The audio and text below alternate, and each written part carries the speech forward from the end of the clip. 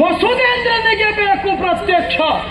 ಆದ್ರೆ ಏನು ಮಾಡೋಣ ಹೇಳಿ, ನಡೆದಿರುವಂತಹ ಘೋರ ಸಂಗ್ರಾಮಕ್ಕೆ ಪ್ರತ್ಯಕ್ಷನ ಅಗತ್ಯ ವಸುದೇಂದ್ರನಿಗೆ ಬೀಳಲೇ ಇಲ್ಲ. ಹಾಗಿದ್ರೆ ಯಾಕೆ ಹೀಗೆ? ಅವಸರ ಆಯ್ತಾ? ಅವಸರದಲ್ಲಿ ಮರುವೆಯಾಗುವ ಸಾಧ್ಯತೆ ಒಂದು ನಾಡಿನ ಮಹಾರಾಜನಿಗುಂಟ ಕೇಳ್ತೇವೆ. ಅದಲ್ಲದೆ ಹೋದ್ರೆ ವಸುದೇಂದ್ರ ಅನ್ಯನಲ್ಲ, ನನ್ನ ಮಾವ. ಹೌದಪ್ಪ, ಸೋದರ ಮಾವ. ಹಾಗಂತ ಇದು ತನಕ ನಾವು ಹೇಳಿದ ಎಲ್ಲ ಕಾರ್ಯಗಳನ್ನು ಚಾಚು ತಪ್ಪದೆ ನಿರ್ವಹಿಸುತ್ತಾ ಬಂದೆ. ಕಾರಣ ಏನು ಗೊತ್ತಾ? ನನ್ನ ಮಾವನಿಗೆ ಗಂಡು ಸಂತಾನ ಇಲ್ಲ.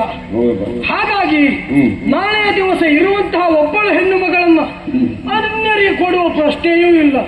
ನನಗೆ ಕೊಟ್ಟು ಮದುವೆ ಮಾಡಿಸಿ ಈ ನಾಡ ಹೊಣೆಗಾರಿಕೆ ನಿನಗೆ ಅಳಿಯ ಎನ್ನುವ ಹಾಗೆ ಆಡ್ತಾನೆನ್ನುವ ಹಾಗೆ ನಾನು ಭಾವಿಸಿದ್ರೆ ಪ್ರಕರಣ ಬೇರೆ.